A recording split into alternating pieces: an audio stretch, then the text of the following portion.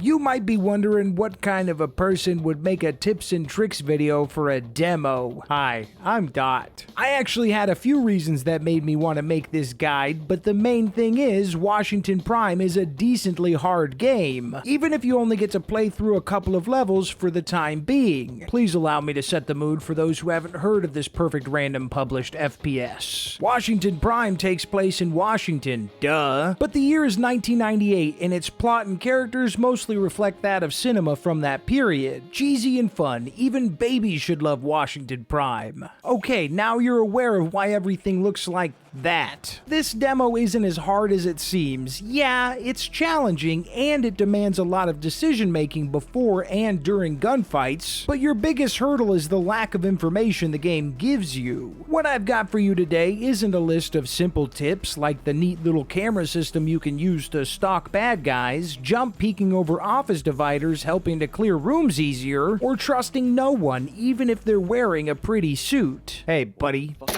Oh man, I don't know. Why is he just standing there? If I was doing one of those low-hanging fruit videos, I would tell you to pay close attention to enemy callouts and footsteps. Remind you that you can press caps lock to slow down Blake Kincaid, the character you play as. That extra sneaky approach helps with peeking. I might also even tell you to change those keybinds for peeking if you find Q and E to be awkward when moving. Maybe you'd prefer using the buttons on your mouse instead. But those kind of tips aren't the focal point of this video, remember? These are tips and tricks that you might not realize without poking around a little bit. Ones that help you better understand WP and help you beat it on your first or second try. Right away, the game has a little hiccup that defaults you to all of the modifiers being set to normal, but that's actually not the true normal difficulty for Washington Prime. So you'll have to smash that normal preset button to get the proper settings. It only slides health drops to plenty, but they're still rare even on that setting, and if you're like me, it just makes sense to beat a game on normal before trying to run on the hardest difficulty. I feel like that's the best way to get your money's worth for any video game. After launching from that menu, you're met with a dossier. This looks like a loading screen or something, and the highlighted red text being normal, the same verbiage of the difficulty most people probably selected, you might quickly blast past this without a second thought. Hold your horses there, gamer, because that dossier is actually an RPG-esque stats screen. They should really consider a "are you sure about this stat selection blah blah blah" pop up when you hit start, because it doesn't make it clear that you can change these stats around to give your character better traits, like combat efficiency in small arms, rifles, shotguns, and even toughness, which making that excellent will give you an extra 20 health, because the highest rating will always give a little bit more and the lowest, being untrained, will make your character worse at something. You can't just make all 4 of them excellent. You can make 2 excellent and then 2 untrained, or you could mix and match them and figure out whatever kind of build you want to run. The most important thing is you actually know that this system exists, because I didn't know it until after I beat the game. Beating Washington Prime the first time without any outside help, no hand-holding of any kind, is kind of a slog, I'm not gonna lie. That is until you figure out you can save at any time during a mission and start there right after you load or die. There's no real checkpoints in this game, just the start of a level and the end of a level, so this cuts back on so much monotonous running to objectives with nothing to do, especially in the second level as you traverse an empty area of the map for like 2 whole minutes. That doesn't sound that bad, but when you finally get to the area with enemies, you basically need RNG in your favor to get them to drop an AR. It's the only way to even the playing field, as an onslaught of enemies barrel to you from every direction whenever you shoot a shot, or even if they smell your Axe body spray. I don't know if that was a thing in the 90s, but I believe it's completely died out now.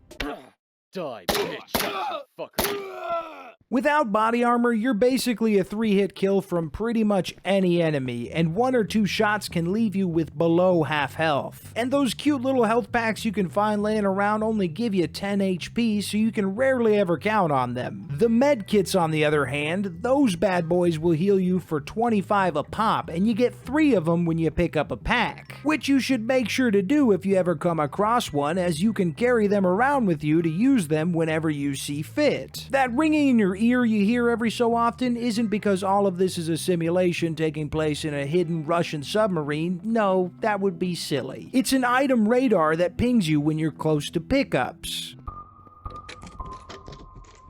If you press tab to pull open your map, you can even see exactly what goodies you'll be getting. You should utilize this sixth sense every time it notifies you. You might not believe me, but a lot of this stuff is really easy to miss, and I think some kind of tutorial would be helpful. Even if it's just little hint pop-ups telling you, hey, that pinging is actually really important. Hit tab to pull open your map. As for the other stuff, the UI just needs to be touched up to make important text pop. Maybe change the wording around in some places, or even the aforementioned notice before committing to a run. I'd hate to find out people missed out on a really promising game because the demo rubbed them the wrong way. I almost wrote it off myself, having some frustration during my first playthrough. The SMG doesn't do damage, it's just to scare them.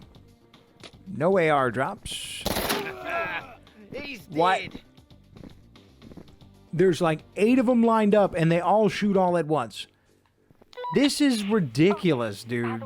That was the real driving force behind this video. I'm just trying to help whoever I can get the best possible experience out of WP and join me in being hyped for the full game to release eventually. Come to think of it, this might actually be the first video I've ever made that covers a game demo. But after beating it and unlocking an extra weapon slot plus arcade mode, I had to get the word out and make sure y'all give it a shot when the demo goes public on Monday, June 15th. By the way, you can't start with 2 weapons if you're playing arcade mode. It doesn't mention that anywhere, but seeing that it's kind of like the offline Counter-Strike version of WP, it makes sense. And I think you should really give it a try upon completing the demo, if only to try out the Magnum, which I don't think can be found anywhere in a normal run. Wait, don't try to buy the Magnum. Hold on. I wrote that note down before actually trying to buy the Magnum, and I'm not sure it's supposed to be there. Let's see if we can try out the Lewis, maybe? Hell yeah, baby. I didn't see one of these drop on my first run either, so this is just as cool. But probably not, because like hand cannons and shit, they're known to blow a hole through somebody. That's pretty freaking cool. So if it isn't obvious, I really like what I've played of Washington Prime, and I'm excited to see what the full execution looks like. We have to assume there'll be more polish across the board, and I hope a lot of that goes to a smoother player experience, especially at the start. No matter what happens, I'll be there day 1 of launch, whispering yippee-ki-yay all the way to the top of the building. Yippee-ki-yay, Mr. Falcon.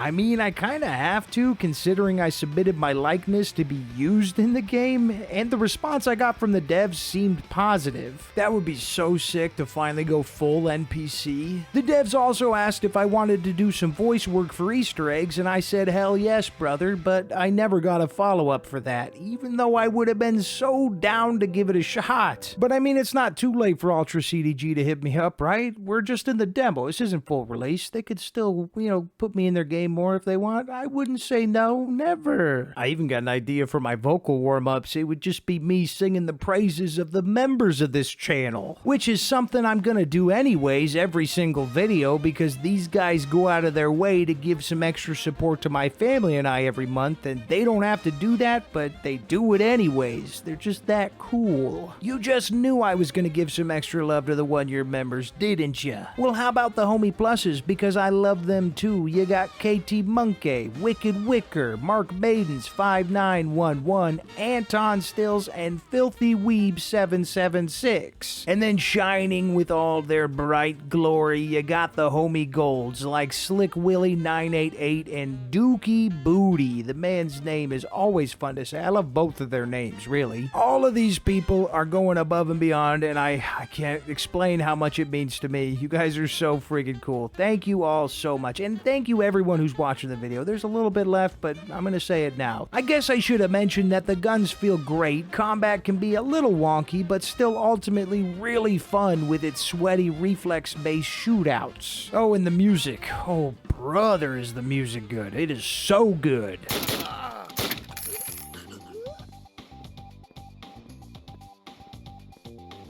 I could see why the developers of Sulphur wanted to help publish the game. At the very minimum, Washington Prime should please the boomer shooter group of Sulfies, but I think everyone should give it a chance when they can get their hands on the demo. That was Monday, June 15th, remember? Hopefully I get this out in time. I should be able to. I'm gonna try to rush it out, which means I have to put video back. Oh wait, I wasn't supposed to say the name of the gun. I hope I beeped it. But the next Sulphur weapons portfolio is waiting for me, and I need to finish it. It's just things keep happening, okay? Somehow, way after I finished recording all of this, I found out that F1 will pull up a help menu. I think I meant to hit 7, hit F7. It doesn't matter how we got here, but there is a help menu in the game, and on top of all that, there's some other F buttons that can do some other things, so check this out. Make sure you utilize it, and before you ask, I wasn't scared to throw up this video. After all, what could ever go wrong letting fans of Perfect Random Games in on some secrets? We beg you, do not go watch his video and take advantage of the level skip, the invincible shitter, and especially not the cheese.